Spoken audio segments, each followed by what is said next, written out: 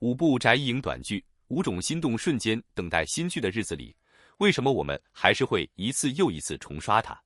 如果你也是宅一营的粉丝，那么一定懂这种感觉。明明知道他的新剧可能随时会有消息，明明每天都在期待新的物料、新的角色、新的故事，可是在等待的过程中，我们还是会忍不住点开那些已经看过很多遍的旧剧。不是因为没有新的选择，而是因为有些角色一旦遇见，就很难真正告别。一个眼神，一次回眸，一个笑容，甚至只是角色安静地站在那里，都可能让我们重新想起当初追剧时的那份心动。今天我们就来一起回顾5部属于宅一营的作品，他们或许不是最新的作品，却依然拥有一种很特别的力量，那就是当我们想念宅一营的时候，他们总能第一时间出现。第一部 Hariasak Tak Selalu Panjang， 如果把这部作品放在5部剧的开头，你会发现它很适合用一句话来形容。有些爱情看起来很近，其实却隔着很远的距离。从图片中的剧情介绍来看，这是一段关于霸总、爱情以及难以得到的感情的故事。而这种类型为什么总是能够让观众上头？因为它最擅长制造一种情绪。明明2个人之间已经有了感情，却总是差那么一点。明明一句话就可以解释清楚，却偏偏选择沉默。明明一个拥抱就能够解决的问题，却要让彼此经历更多误会和挣扎。而宅一营最容易让人记住的地方，恰恰就是他面对这些情绪时的状态。他不是单纯的把角色演得很甜，而是会让角色拥有一种属于自己的情绪温度。当他笑的时候，你会觉得角色很真实；当他沉默的时候，你又会忍不住去猜他到底在想什么。所以看宅一营的短剧，有时候真正让人停不下来的，并不是剧情本身有多复杂，而是你会想继续看下去，看看他下一秒会出现什么样的表情。这也是他很容易让观众产生代入感的原因。第2部 Kesempatan Kedua， 仅仅看到这个名字就已经让人产生一种熟悉的感觉。第2次机会，对于爱情故事来说，第2次机会永远都是一个非常有吸引力的关键词。因为第1次可能是错过，第2次也许就是命运给2个人重新选择的机会。这类故事最容易戳中观众的地方，就是我们都会忍不住想问一个问题：如果人生真的可以重新来一次，你会不会做出完全不同的选择？而当这样的主题遇到宅一营的时候，角色身上的情绪就更加容易被放大。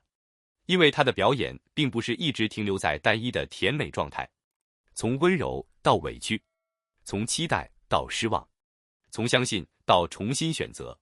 一个角色真正打动人的地方，往往不是他拥有多么完美的人生，而是他经历过什么之后，最终变成了怎样的人。所以 Kesempatan Kedua 最值得回看的，并不只是爱情本身，而是那个关于重新开始的命题。我们每个人或许都曾经有过遗憾，也许是一段没有说出口的感情，也许是一次没有抓住的机会，也许是明明很喜欢，却最终没有走到一起的人。所以当屏幕里的角色获得第2次机会时，观众也会产生一种属于自己的期待。如果这一次能够重新选择，希望他可以幸福。第3部 Langkah Indah， 这个名字听起来就比前2部更加轻盈。美好的脚步，美好的开始。但从图片中的剧情信息来看，这一次依然少不了霸总、爱情以及反击。而这恰恰是短剧非常有意思的地方。它可以在很短的时间里，把一个人物从普通状态推向人生的转折点。上一秒可能还在被误解，下一秒就可能迎来反击。上一秒可能还在等待，下一秒就可能成为掌握主动权的人。而翟一营所饰演的角色最吸引人的地方之一，就是这种变化感。他可以很柔软，也可以很坚定，可以让人觉得他需要被保护，也可以在关键时刻让观众发现，原来他根本不是那个只能等待别人拯救的人。这也是为什么很多观众看短剧时会特别喜欢女主完成成长的瞬间，因为那一刻角色不再只是爱情故事里的女主角，她开始拥有自己的选择，她开始知道自己想要什么，她也开始明白，不是所有感情都值得等待，不是所有人都值得一直回头。而这种成长会让观众对角色产生更深的记忆。第4部 Shang Malam Sintamu。这个名字本身就已经带着一种很浓的爱情氛围。昼与夜始终围绕着你的爱情。而图片中的信息也提到，这是一部拥有强势女性角色设定的故事。这其实非常值得注意，因为现在的观众已经不再满足于一个只围绕爱情转动的女主角，大家更希望看到的是一个有性格、有选择、有情绪，也有自己人生方向的女性角色。所以，当翟艺莹面对这样的角色时，她身上那种清甜的气质就会形成一种很特别的反差。表面看起来柔和，实际上却可以很有力量，看起来很容易心软，但真正遇到重要选择时，她也可以非常清醒。而这种反差，恰恰是短剧角色最容易制造记忆点的地方。尤其是当剧情进入感情冲突之后，观众往往会一边心疼，一边替角色着急。甚至会忍不住对着屏幕说：“不要回头，不要再相信他，你值得更好的。”这就是角色与观众之间产生情绪连接的时刻。当我们开始替角色做决定的时候，就意味着这个角色已经真正走进了我们的心里。而翟艺莹也正是在这样的一个个瞬间里，让观众越来越熟悉她。第5部 Cinta Abadi Satu Hati。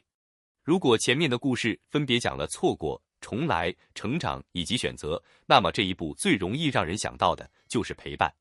爱情到底是什么？是轰轰烈烈的相遇吗？是一次次误会之后终于走到一起吗？还是无论发生什么，最后依然愿意站在对方身边？